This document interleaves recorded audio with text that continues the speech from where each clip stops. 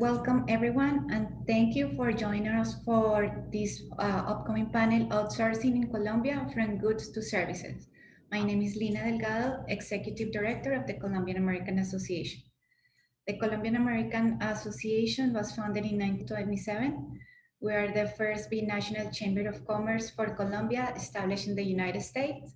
We're a private nonprofit business organization that seeks to disseminate up to today information on economic, financial, and political matters and promote commercial and cultural ties among the people of the two nations.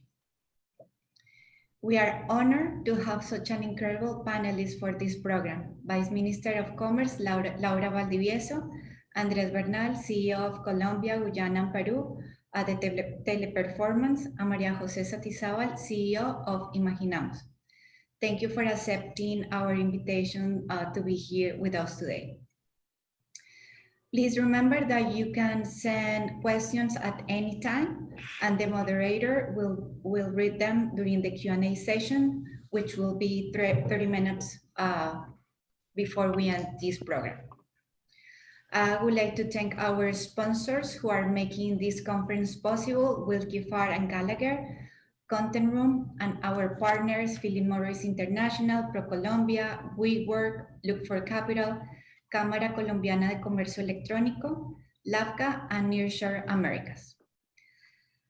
Last but not least, I would like to introduce our moderator for today, María Paula Carvajal. María Paula is an economist with over a decade of experience assessing countries' economic risk and market implication of public policies and global development in Latin America.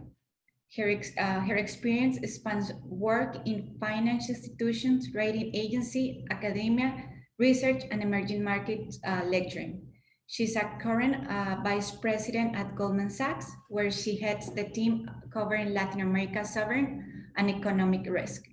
Previously, María Paula worked at the sovereign risk group Moody's Investor Services, conducting analysis and rating of sovereign credits in Latin America. María Paula has a Master in Public Administration degree from Columbia University, focused on international finance and economic policy. She has a Master and Bachelor of Arts in Economics from University of Los Andes in Bogotá, Colombia. It's an honor to have María Paula moderating this panel, and thank you so much, and the floor is yours. Thank you, Lina, for the invitation and for the Colombian American Association. The honor is all mine. As you mentioned, I work in country risk, so everything about how we are going to get out of the pandemic and focus on the recovery is the main issue that the world and Latin America and Colombia is focused. And we are excited. Like, there is expectations on the world of the vaccine and getting out and turning the page at some point in 2021. So the world is like changing gears away from containing a health and economic crisis towards, okay, how do we recover economic growth and jobs? And that's particularly important for Colombia. So all this conference has been the gear, and we have heard the president at the previous panel on how innovation and technology will play a role in that. But in particular, I'm very excited to moderate this panel because we're going to talk about outsourcing in Colombia from goods to services, in particular what is called the business process outsourcing, the BPO. This industry will become more and more relevant in a post-pandemic world where working from home will be more common, as we have been doing in the last month.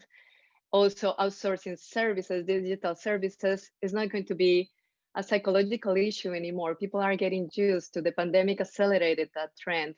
So this panel will be like, we're ready being part of the future, and I'm very excited to touch upon like those key issues and how we're going to assess it, how the companies are assessing this, our experts are assessing it, and how it's going to play out in the future.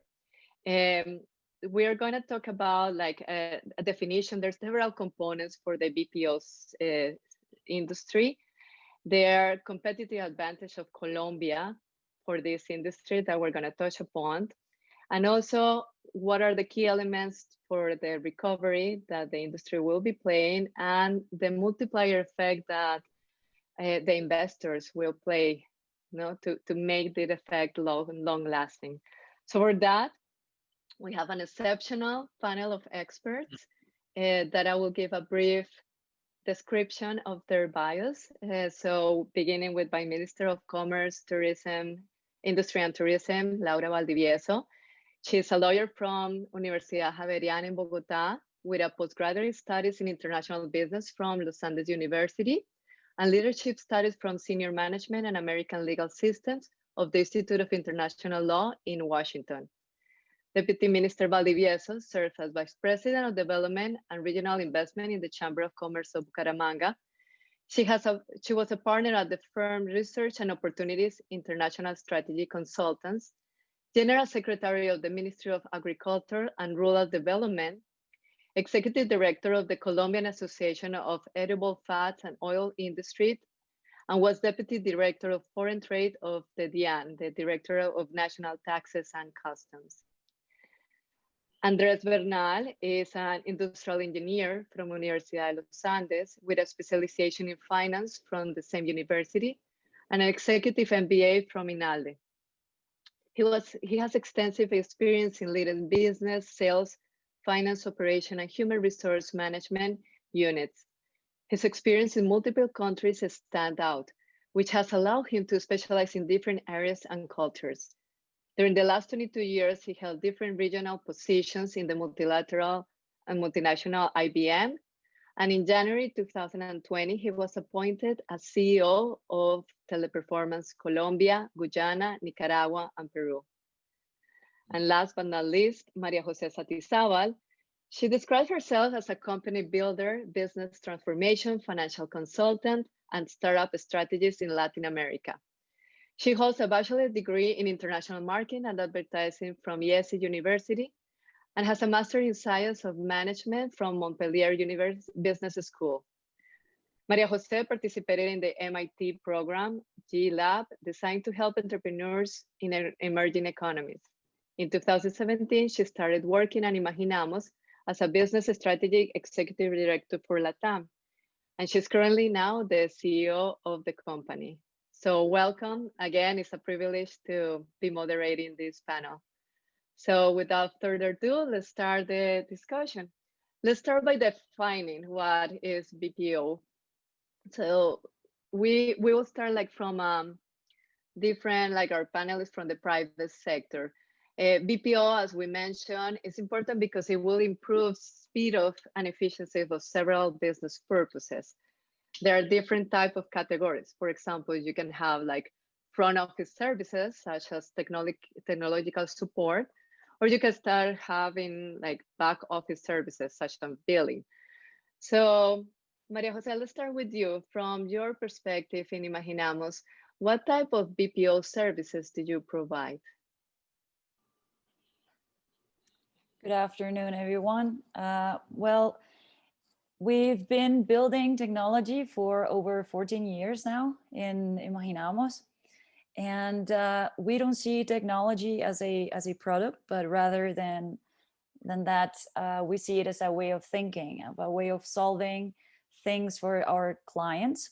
So we have innovation teams, consultancy teams, and also software developers, and we put them all together to help clients from different sizes, different industries, and different locations to reshape, rethink, transform whatever challenge they're having, but also to maybe dream of a new path for the company. So even though we build technology and it has no barriers, we can build it for anyone and everywhere.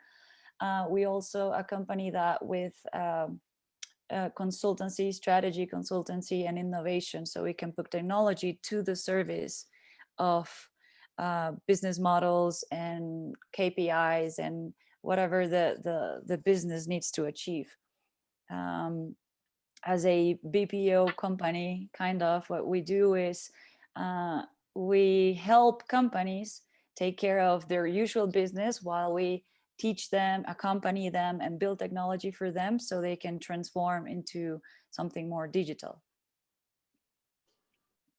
Thank you, super useful, Andres. And what about you from your point of view in Teleperformance? What service do you provide?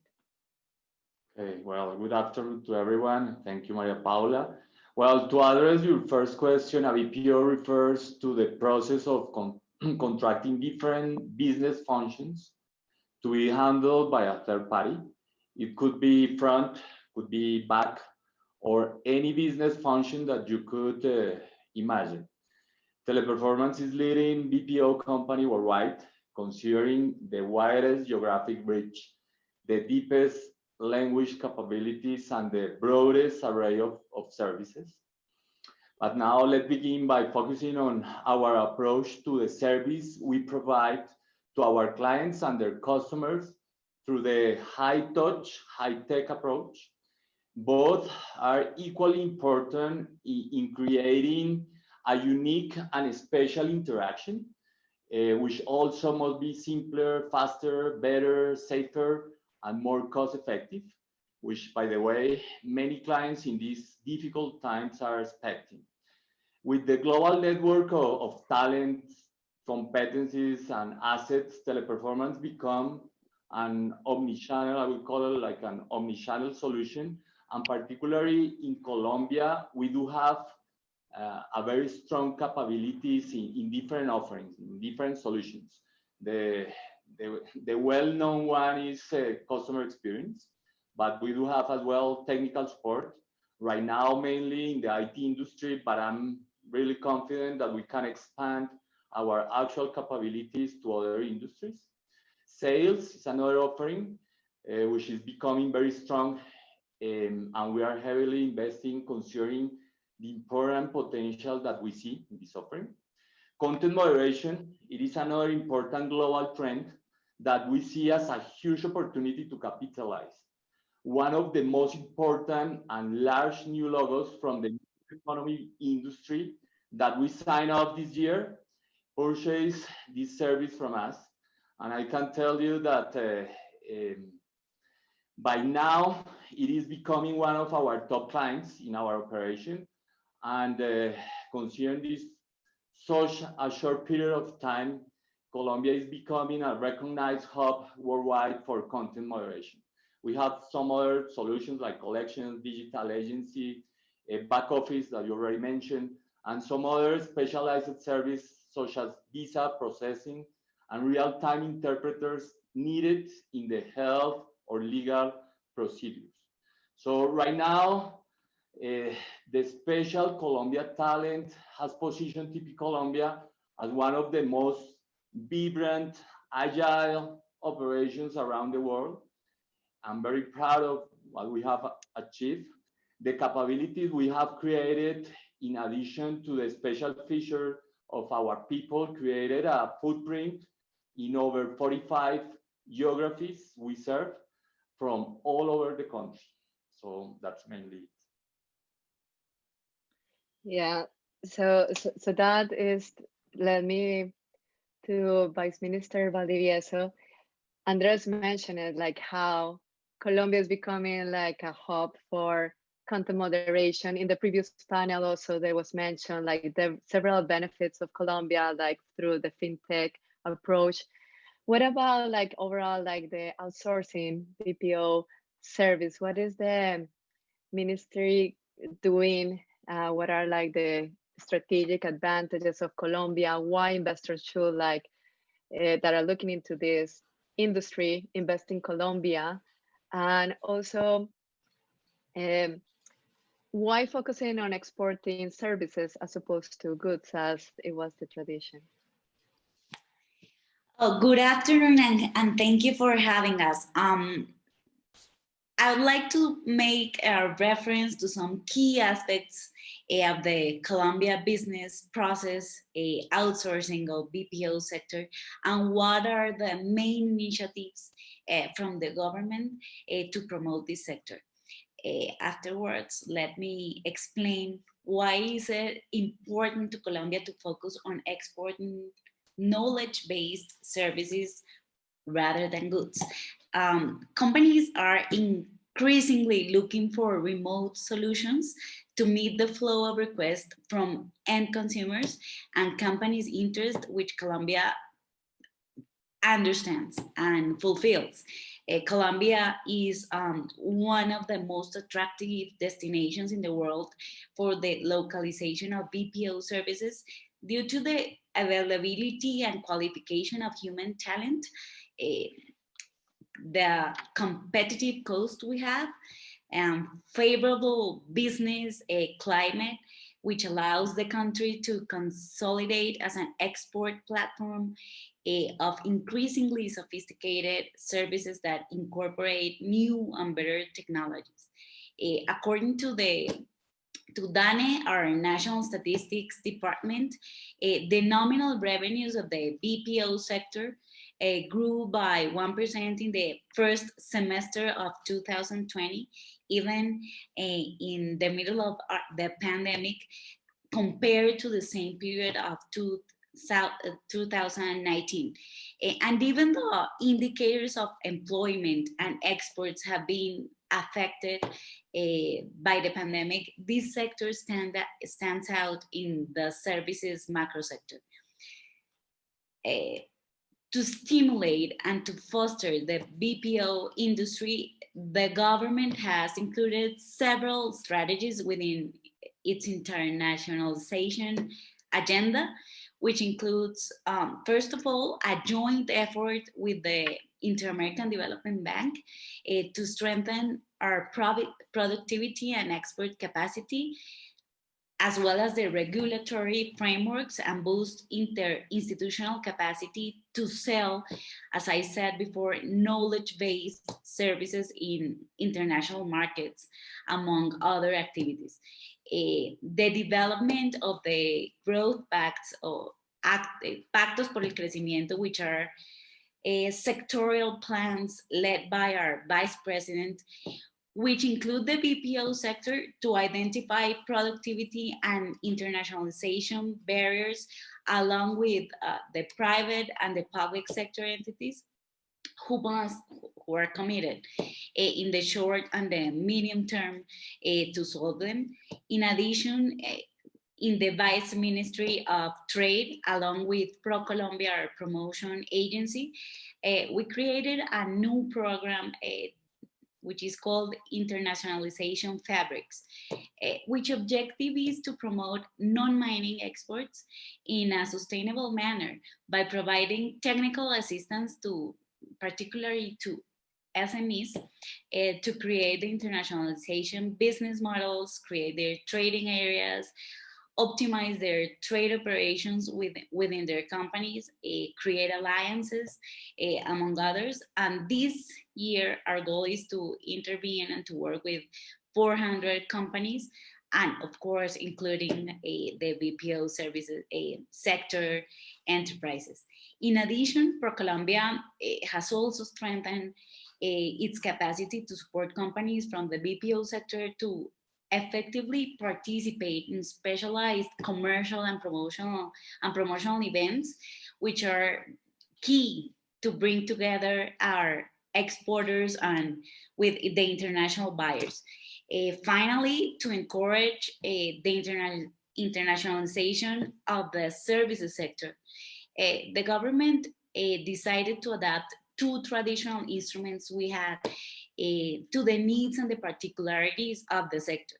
First of all, the Import-Export Services Special Program, which is called a Plan Vallejo of service for services, and the free trade zones, which we call Zonas Francas 4.0.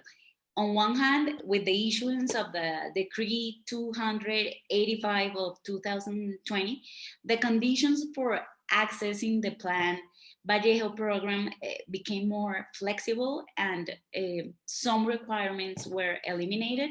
In addition, the scope of both goods to be imported and services to be exported were expanded. These updated requirements included a total of 95 exporting services that from now on can benefit from the program to access a competitive product hand, with the hope and the expectation to continue to promote the export of services, we have drafted a new decree to improve the free trade zones regime to promote services hubs. And these regimes include, or the modernization of the regime includes fewer procedures, new investment incentives for employment, digitalization, and removes some of the barriers we have now for electronic commerce. With that said, we believe services are the future of globalization. In the last decade, all goods value chains have fallen, whereas trade and services has grown at a speed of 60% faster than the trading goods. Services have fewer restrictions, that's a reality, and they do not depend on transportation or logistics, geography, or tariffs. However, they do require some important elements like human talent, digital connectivity, business and regulatory adequate environment. Services are now an essential part of Colombian exports, and they have had a noticeable performance in recent years. In 2018, they grew up, they increased like 14%, and in 2019 they did in 3.4%. And in the last year, they almost reached $10 million, which is the highest value in history. And they represented 40% of our non-mining exports. So as you can see, we're really committed to this sector, and we will continue to foster and scale all the initiatives that aim at prioritizing the internationalization of services at the top of our trade policy.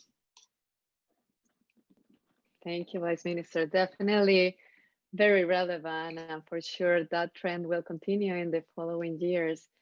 Speaking of which, the pandemic had accelerated, as we mentioned, this trend, right? So, Andrés, going back to you, how was that digital transformation and technology adoption accelerated with the pandemic, and how are companies like Teleperformance helping that adjustment of this new reality, this new normal that is still shaping up?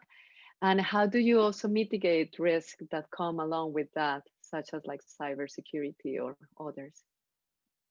Sure. Look, this has been, and I think that will be a huge opportunity for the industry as a whole, considering that digitalization is a reality. We have advanced, I would say, minimum 3 to 5 years in real adoption of this trend.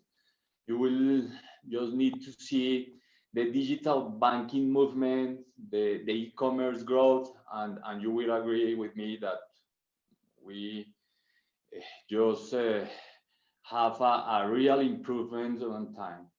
We have experienced a very unique moment in time with the pandemic, and I deeply believe that the right mix between the high touch and the high tech will be the basis to reach the next level in the company and for the industry in general terms. I could not agree more with the pundits in the matter, but clearly understand the positive impact that COVID-19 generated by shortening the evolution in terms of time. We really saw a quantum leap on time, and this is just amazing. In order to adapt to this very explosive growth and capture that opportunity that we face and that we will continue facing, we need to understand that a new model should be adopted.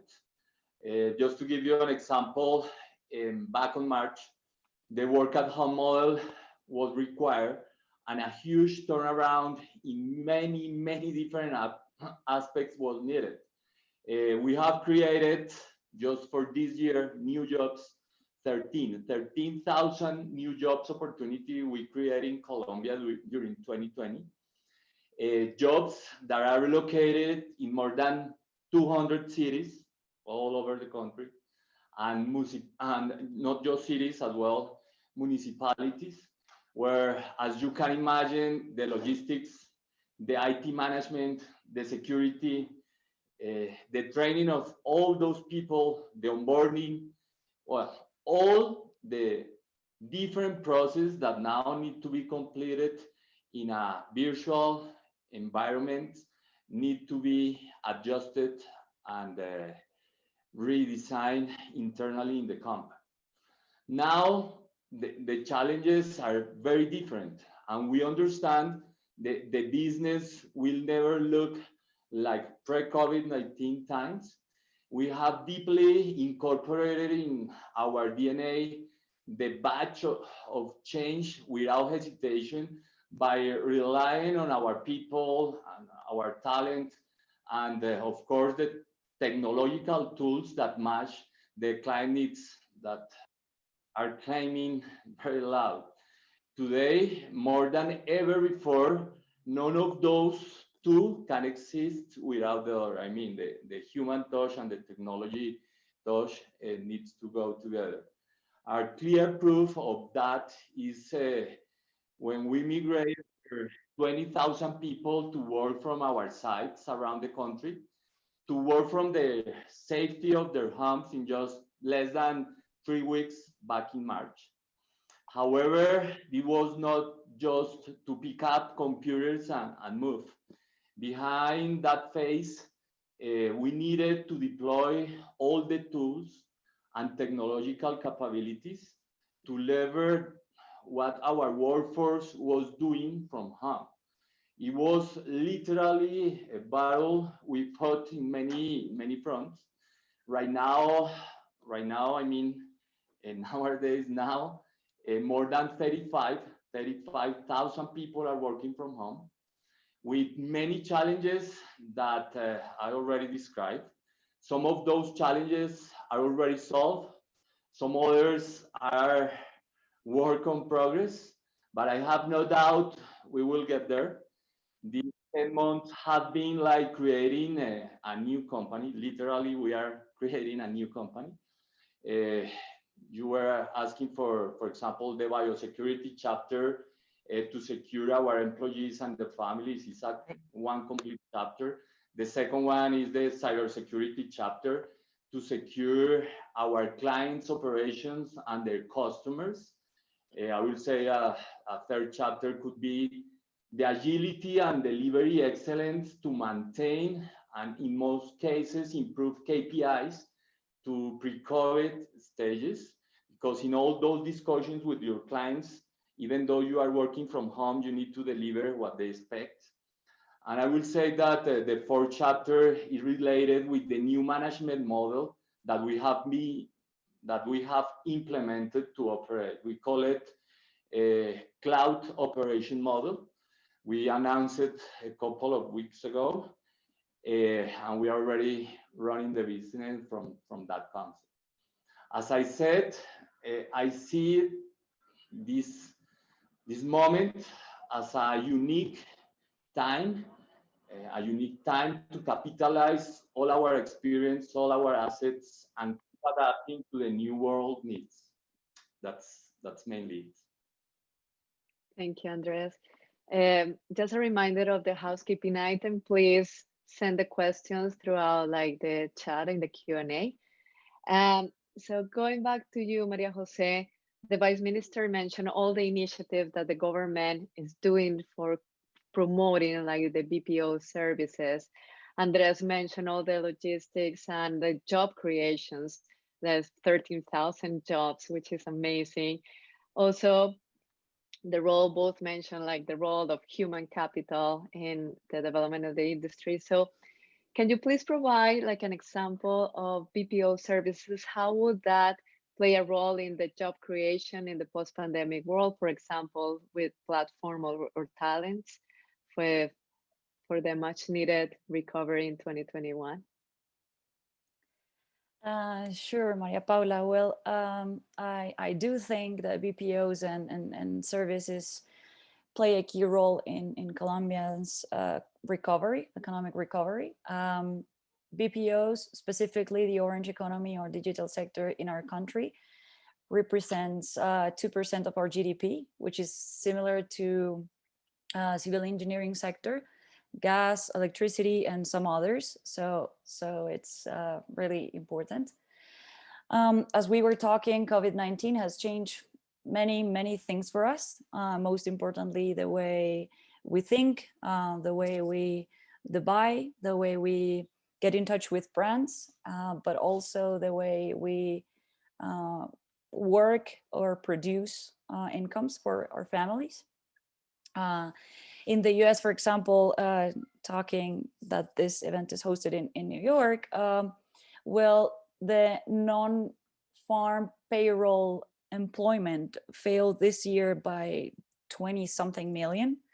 And also the unemployment rate rose by 15%. So these numbers are not only in the US, it's happening all over. And it has been forcing people to think of new means of making a living, of making money.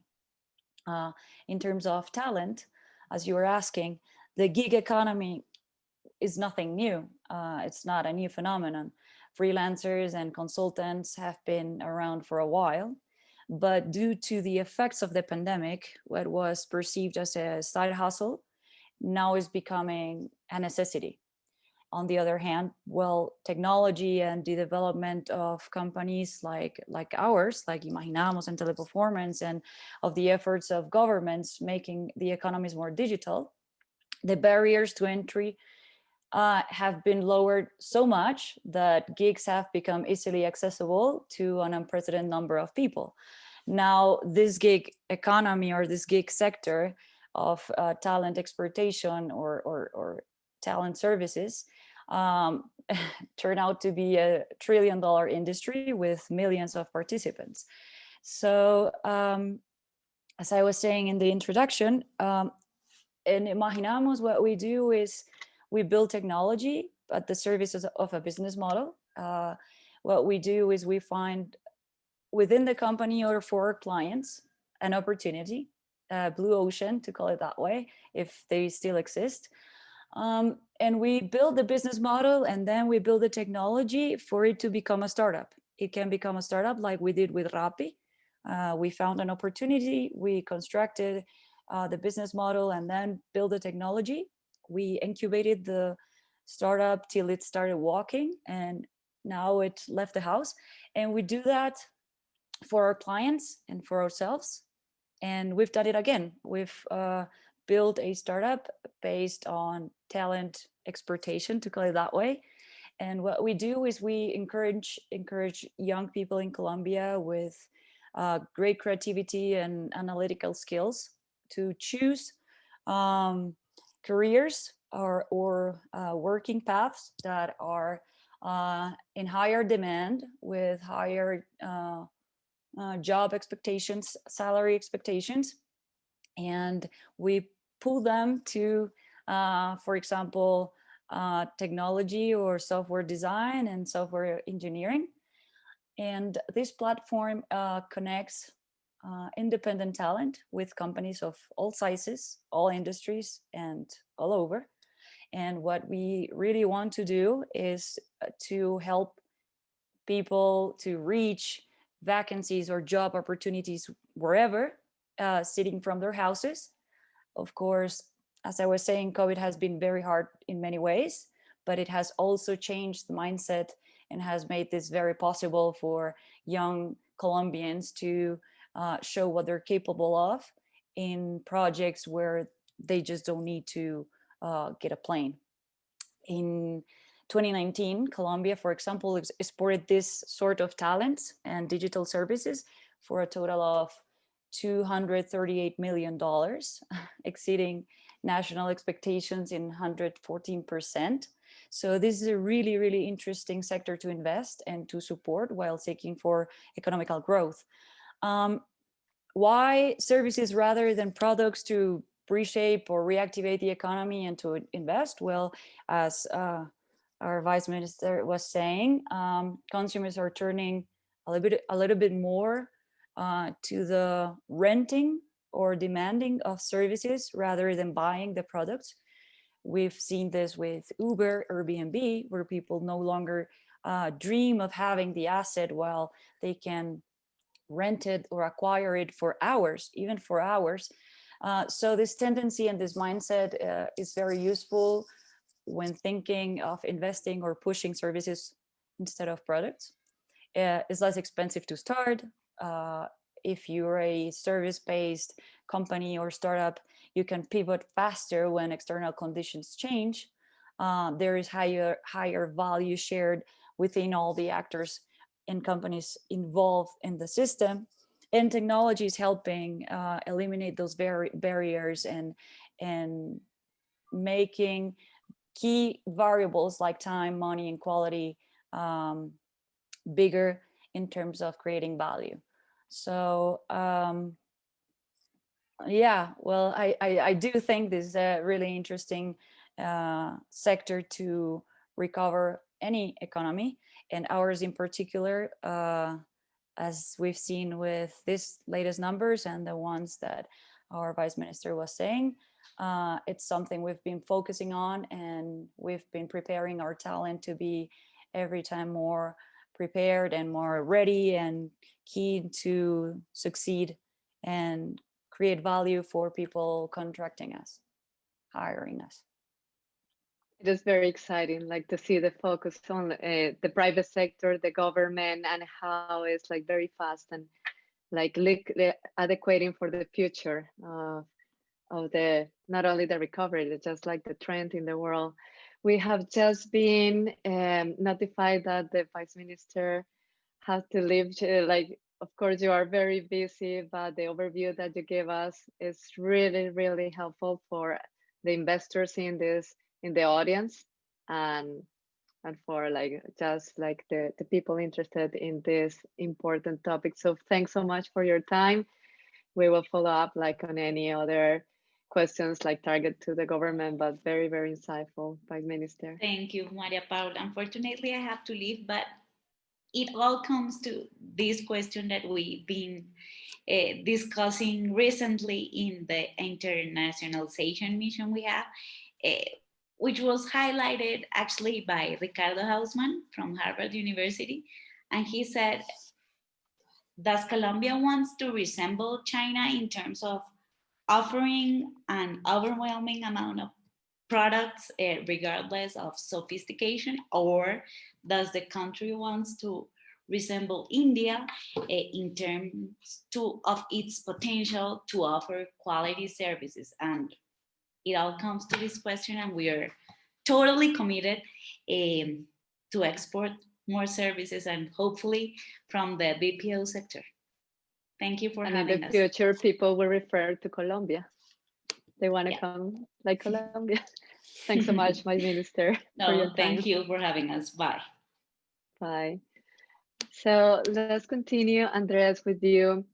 Teleperformance is in particularly focused, as you mentioned, on providing clients with the best experience that they can have. And for that, you have invested a lot of resources on the data analysis, their behavior, like their preference. So can you expand a little bit more on that? Like, what is the role of artificial intelligence, like big data technology in outsourcing industry and providing the needs that the clients are requesting? Sure, Maria Paula. I'm a little bit familiar with the concept, considering that, as you mentioned, I'm coming from the IT industry, and we really need to get very familiar. We need to get along with all those concepts because they are very helpful for us. So artificial intelligence and big data technologies are key in the value proposition we are offering to our clients, but we are not just limited to only those two factors. What we believe is that by developing capabilities, we can strengthen our solutions and therefore the client's experience and fulfillment. Process automations, RPAs, robotics elements, convert manual and repetitive elements into digital and automatic ones. It is relatively a simple solution. We have operations, just one operation with more than 500 RPAs. The key here for me is that we should be solving a real business pain, but that is one specific solution. The second category I will say is AI, artificial intelligence, and advanced analytics. In that categories, we are trying to provide the learning and analytical components. We must take advantage of that data to turn it into a usable, descriptive, predictive, and even in some cases, prescriptive sources. For example, the next best action model, we're talking about like gratuities, offer, new deals, etc. And with these solutions, we have been able to improve, for example, sales conversion. Second thought is self-management, which is a very important category for me. More decisive, and it allows our agents to focus on a higher value task, which is at the end the purpose of the BPO. For example, intelligent virtual assistants that serves both clients and agents with artificial intelligence and natural language capabilities. And a third category, I will say that is big data. In big data, we try to take advantage of unstructured data that is not easy to analyze, like video analytics, real-time analysis, in speech, for example, social media, and some others. With those three leading edge capabilities, we are very positive, we are very confident that every interaction will become, as I already mentioned, simpler, faster, and smarter by heightening the standards and satisfaction in a constant cycle. So as I already said, I think that this is a topic that need to be used carefully, but if we use it in that sense, it's gonna be very powerful with our clients. That's it. Indeed, indeed, and a lot of ideas for our investors for the future. So talking about investors, Maria Jose, we have a lot of them in our audience and in particular interested in Colombia. So how would you describe like how their investment can have a multiplier effect in this industry and the recovery? Well, as we've been saying, Colombia is becoming a hub of outsourcing services.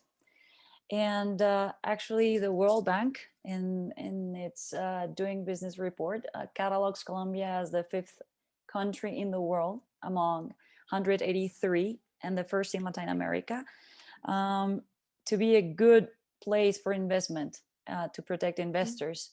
Colombian investment atmosphere has been considered as one of the most favorable. And our talent is, as we were saying, has been focusing on being more prepared to augment quality and efficiency. Investors with cash to put to work will want to wait for 2 clear signs when to invest. One of these two, the bottom or the recovery. Unfortunately, no one knows where the bottom will be. And the only way to know when the recovery will begin is after it's already happened. So it's when we look back and we said, oh, it started last month, but I can I think we can pretty surely say that COVID has brought the bottom for many of us, for many of the markets and the industries. So it's a really interesting moment to be innovative, to keep investing in technology and services. It's not, from my point of view, is not the moment to stop doing it. And Colombia in particular, well, we have still a lot to grow. We are investing and we are very interested in making this a hub for Latin America, but we still have a long way to go. So in terms of investment, you could start like believe in us now, and you still have a way or a path to grow with us. We're not a fully matured economy in terms of startups or digital or services. So in terms of bottom recovery and the point of the curve where we are, it's really interesting to invest.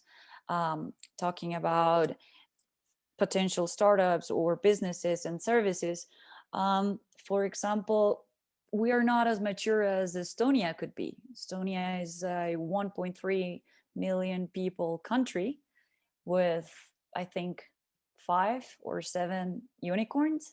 And we have about 50 million people and only just one, and maybe Live Miles that counts as a second startup unicorn. So, but we have a list of about 100 startups to watch that are very, very interesting. A lot of them service-based, service-focused. And we do not only need capital investment, but also smart investment to bring these startups to a global scale and to a export of what they are doing. So in terms of potential and offer and variety, we have a lot. In terms of regulation, we're preparing ourselves and we're becoming stronger.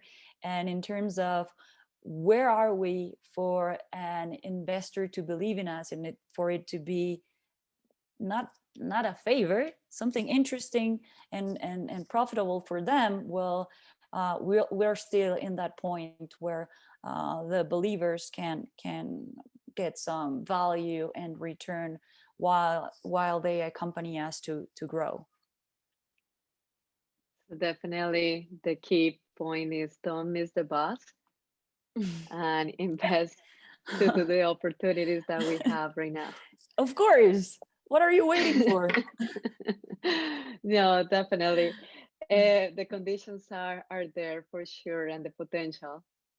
So we can start with the Q&A session. We have two starting questions that I think both of you can comment about. The first one is, how do you believe the Colombian small companies will demand BPO, KPO, or ITO? And introducing their companies. Maybe also define what KPO and ITO are for our audience. Maybe we can start with you, Maria Jose, and then with Andrés. How do you believe the Colombian small companies would demand these services? Mm-hmm. I don't really understand very much the question, but I think SMEs in Colombia and in Latin America have the same opportunity to demand this type of services. The thing is, they have different issues than bigger companies. So what I think could be a solution in terms of cash flow and access to paying this type of services is with making joint or getting aligned with other companies from the same sector so they can reach the service at a lower cost. So they can pay the Netflix or the Spotify bill between 3 friends, something like that. And I don't think why this type of services would be out of reach of our SMEs. We really have to make the services so efficient and so diverse that we can provide to different types and sizes and industries of companies. But also I think the SMEs can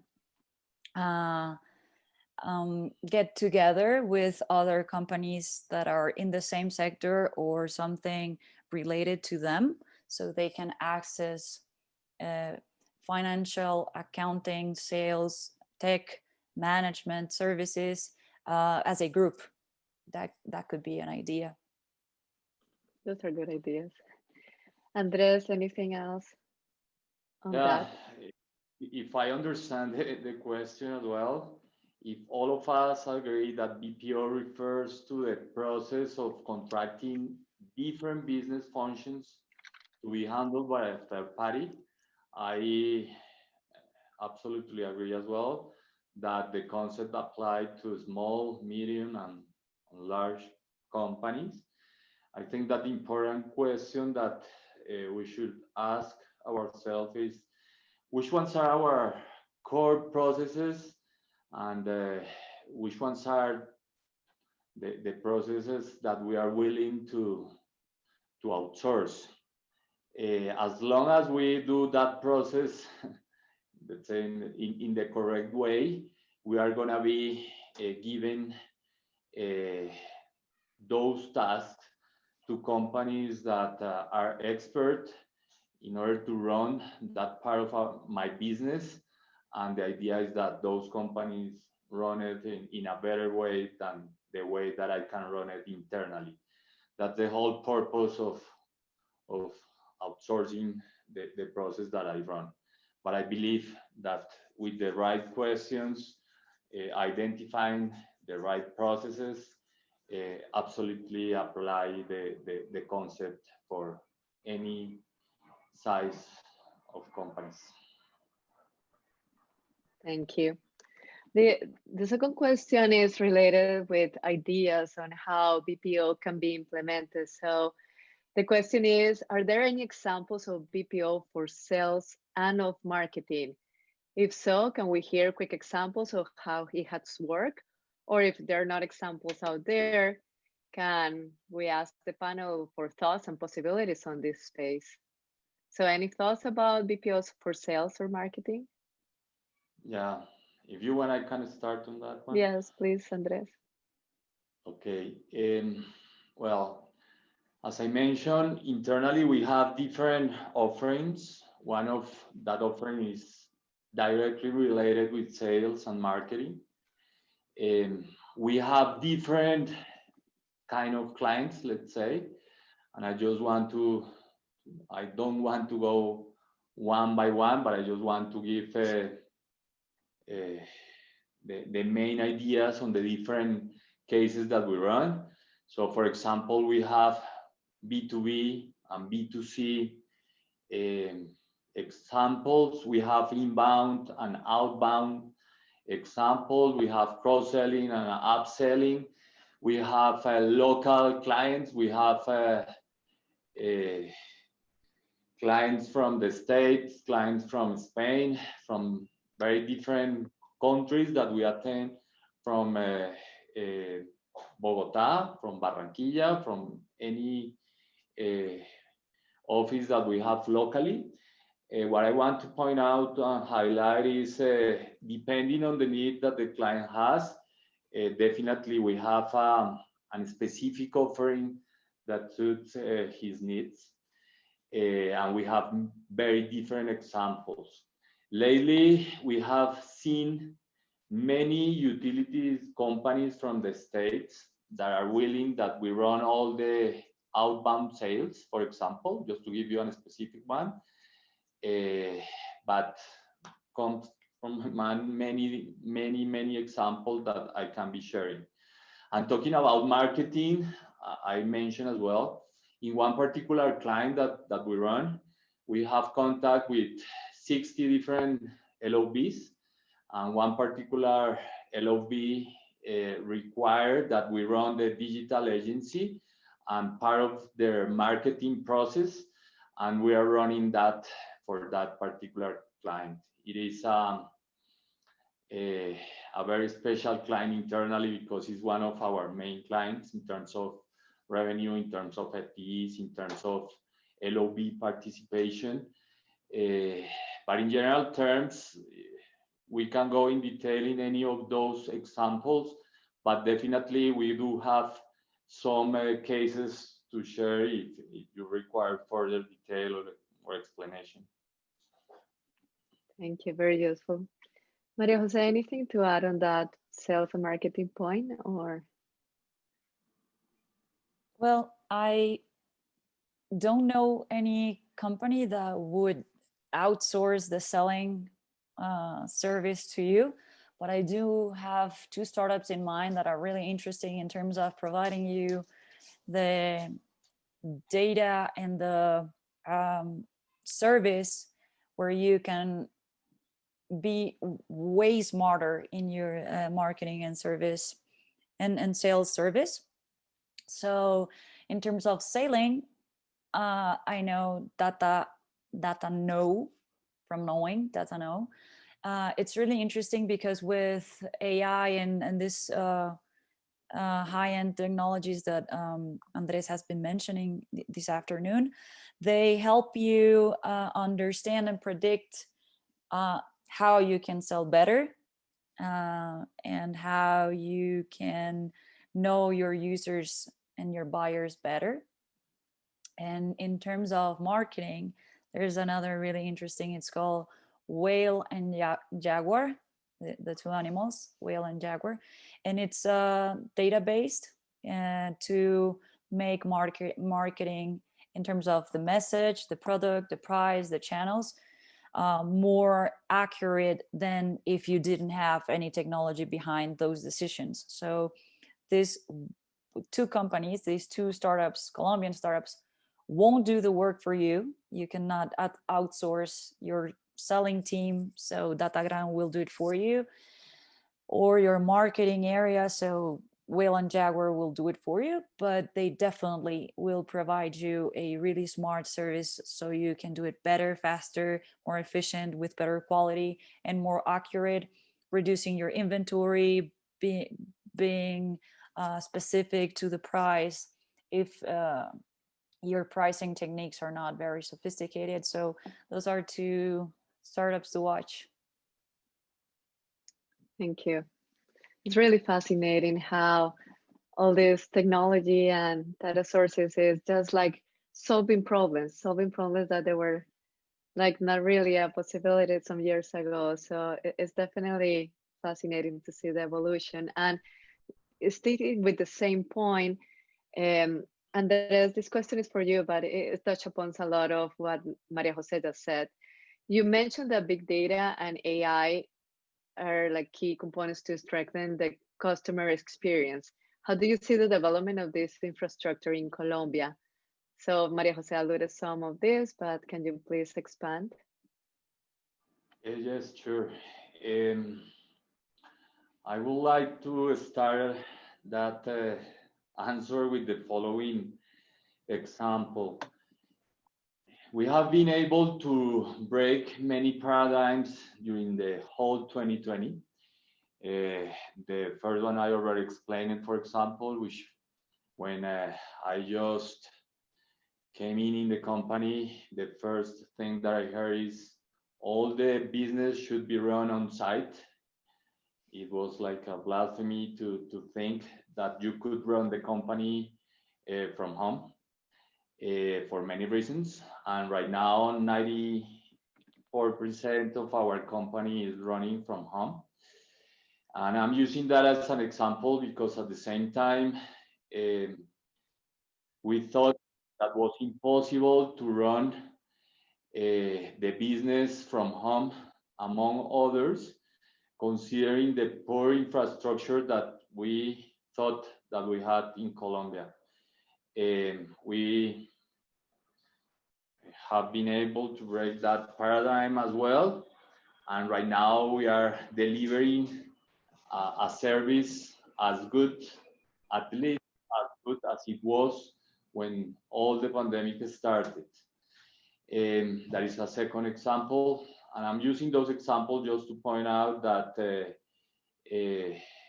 what I have realized coming from the IT industry is that many simple but powerful solutions associated with big data and AI can be used in order to provide to the clients.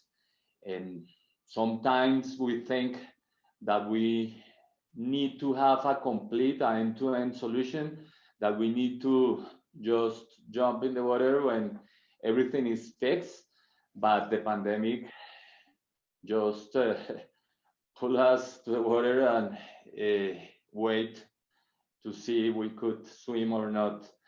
And hopefully we have been finding the light, and we are willing to continue breaking those paradigms. In summary, I have realized that we do have very powerful tools. And of course, as I already mentioned as well, it is way to go. We are trying to develop some tools through open sources solutions. We are using some others that were already in place, but I'm really confident that with the actual situation at the end, we are prepared to affront all those needs that the market is requesting. Thank you. Yeah, it's good to see that we adapt and we learn to swim and we survive always. So. Maria Jose, the next question is for you. How has the process been for Imaginamos in selling its service to the international market? It's had its ups and downs, of course. It's been 14 years of trying to do it. And I think for any company, it requires effort, determination, dedication. But as the Vice Minister was saying, we don't want to be the China of products, but we also don't want to be the India of technology. We have a lot of advantages that differentiate us from, for example, India.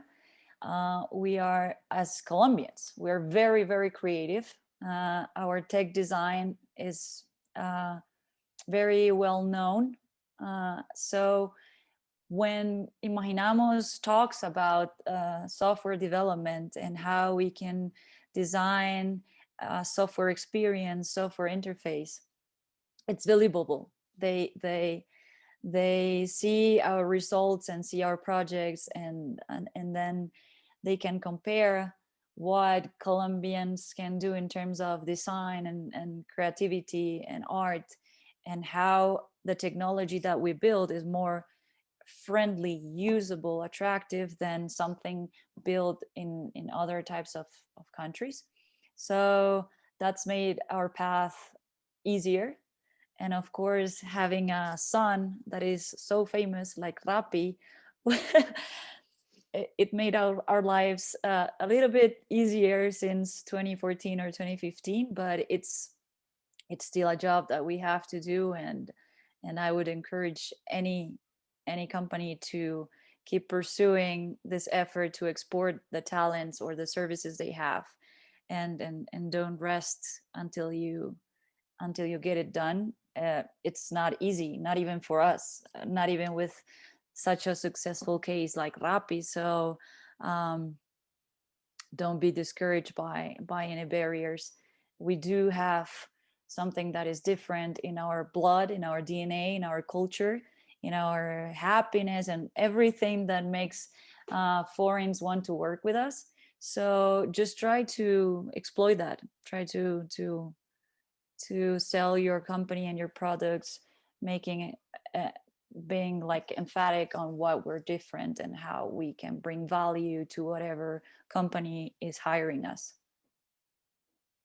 Thank you. That's very inspiring as Colombians. And I do agree, perseverance, and we are very resilient as a country and people. So definitely, and I'm sure you're gonna have more famous sons and daughters in the future. I hope so, for the sake of our country and for bringing the economy hired. Well, I really do hope so. Thank you. Yes. Andres, the next question from our audience is, what is the biggest differentiator for Teleperformance versus other BPOs? And when will a client be interested in migrating work from another Latin American country?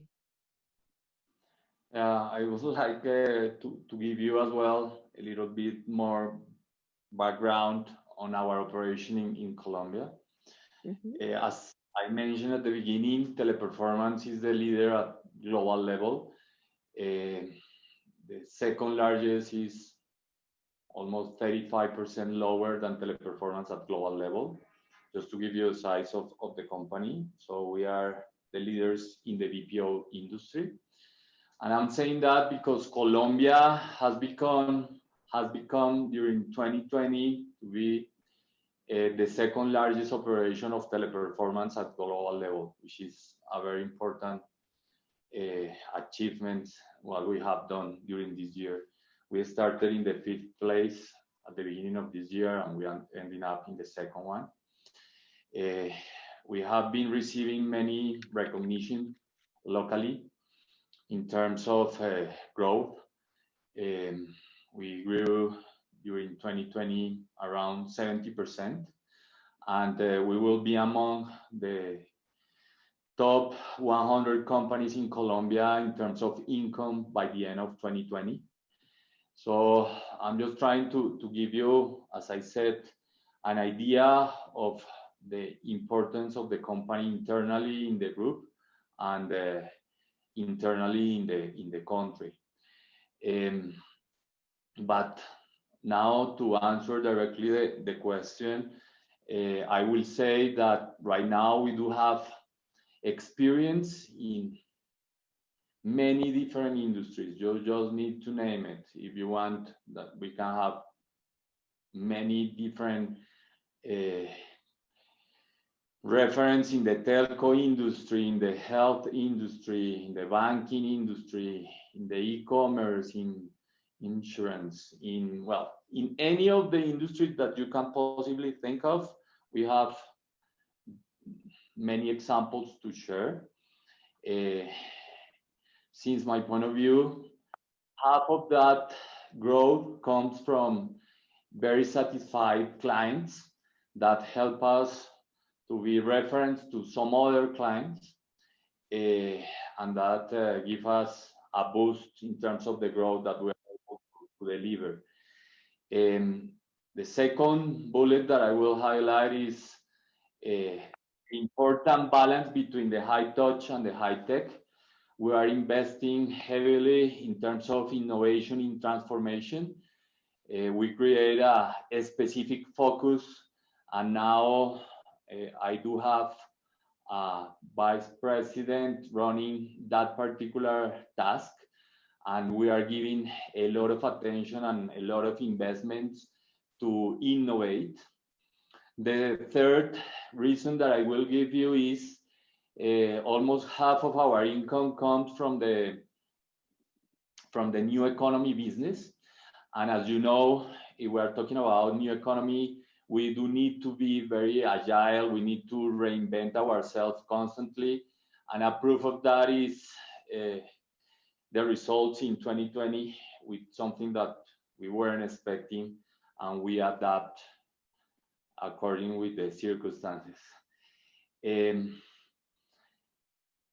I can continue talking about many other important things. Great place to work. We rank among the best in the countries. So it is not just the results that we are getting in terms of income.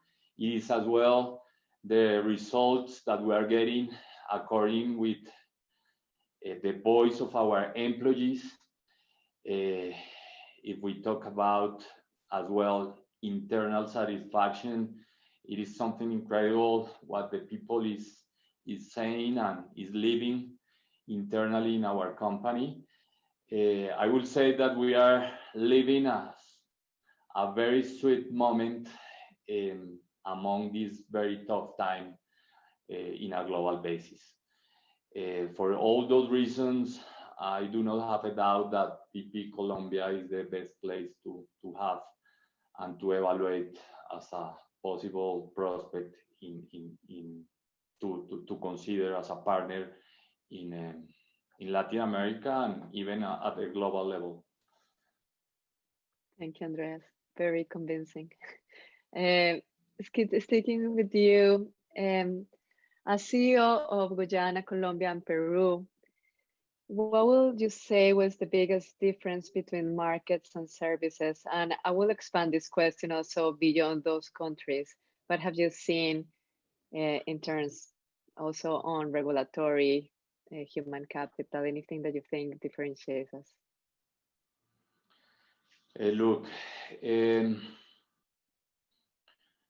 by far, Colombia is the biggest operation. We are, as I already shared with you, the second largest among the group. Peru and Guyana are very similar size. And Nicaragua, we just opened. So as well, I'm just giving that as a reference because it's a very unfair comparison. And growing 70% in Colombia is not the same as growing 200%, 400% in a brand new office in Nicaragua. So we just opened Nicaragua 1 month ago. And yesterday I had my first meeting with them, and we are already 130 people in the office. So it is amazing as well.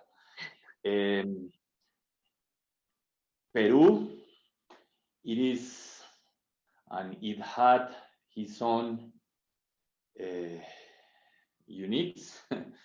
For example, one day we were running the business, and the other day everything was closed, was shutting down. And from one day to the other, we had to move to work from home. So we didn't have even one weekend, 1 week. We didn't have a simulacro. We just directly to the pool. So in Peru, we had to reinvent our company. At the beginning of the pandemic, the biggest business in Peru was the local market and the Pan-American market. And at the end of the pandemic, 80% of our business in Peru is attending the US market.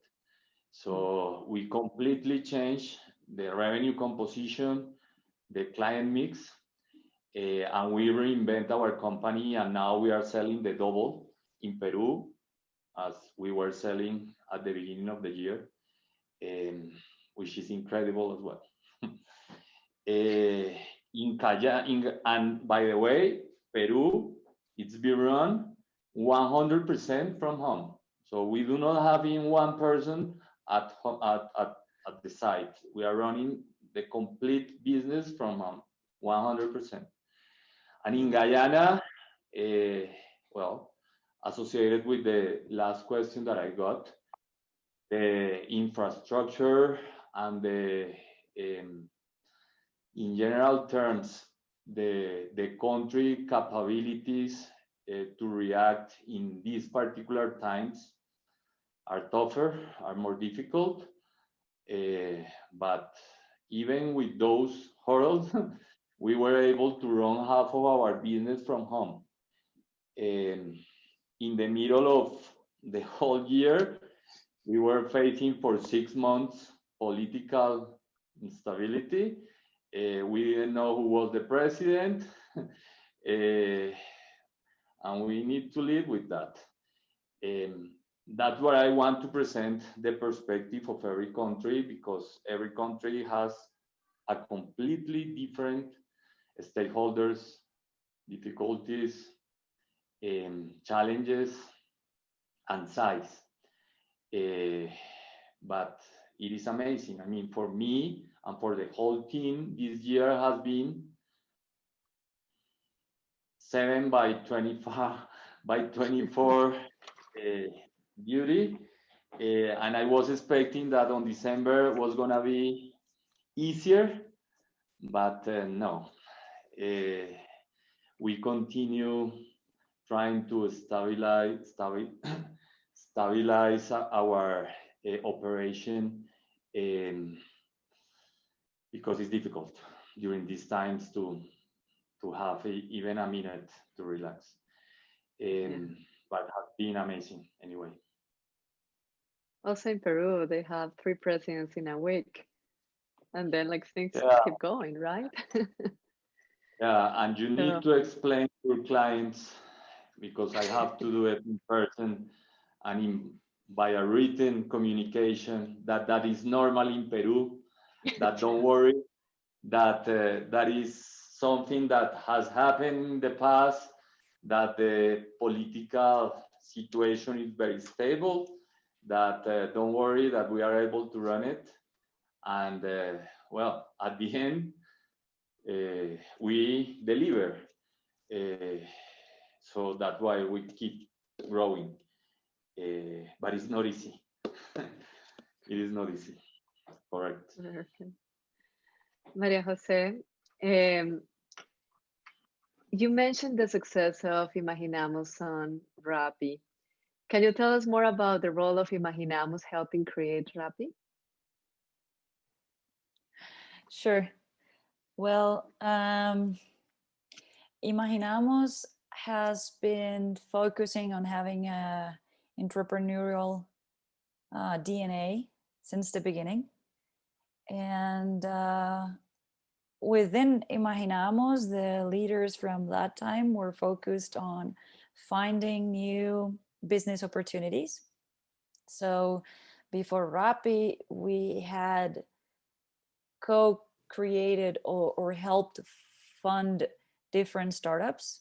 So Rappi was not the first one. Some of them failed. A lot of them failed. Some others are still alive. And what Imaginamos did for Rappi was to keep the house standing for this baby to be born. So what we do is we put our DNA, our knowledge, our resources, everything to find new business ideas. And then we try to help the startup have it a little bit easier while it starts walking, crawling or walking. But we do this for our startups and even for the startups of our clients. Many of the projects we've done don't look as a startup because they're within our client's company, but they behave as a startup. And the key role, I think, is that we transfer our culture and our mindset and all we've learned from being entrepreneurs, so we can help these startups or our clients create this baby and take care of it while it can defend himself. And yeah, I think that's the most important role of Imaginamos. Thank you. You're actually doing a great job of like taking it over to not only crawl but run. Thank you. So thank you. So we're running out of time. I want to thank the panelists. We definitely touch upon very, very important points on the industry, not only defining, giving examples of how the different, like the industry divides in different sectors, the potential, the focus on services in the future, how will contribute to growth, but also job creation. And Maria Jose and Andrés, your points of the numbers of job creators, the potential for young people. In Colombia, it's really a problem, unemployment and young unemployment. So this is really like policymakers are really focusing on this. This is the future. Like you have a great responsibility, great impact, and that's what Colombia needs. So it was amazing to hear the examples, how to implement it, how the future will consolidating this industry, what the government is doing, and the different initiatives to combine both private and public sectors for this development. So it's really fascinating for our investors to take a look, to have food for thought for their investment, to not lose the buzz and the opportunities now, today, not tomorrow. So thanks again, and thanks everybody for your time. As a reminder, the next session of this conference is called Technology Leading the Way to a Competitive Workforce. It will be tomorrow, Thursday, December 3rd, from 2 to 3:30 again. So thank you. I'm gonna steal a quote from a moderator of a panel that I heard today. I hope everybody stay positive, but test negative. So stay safe, and thanks again for your time. This was very enlightening and a lot of key takeaways for Colombia. So thank you. Bye, Matt.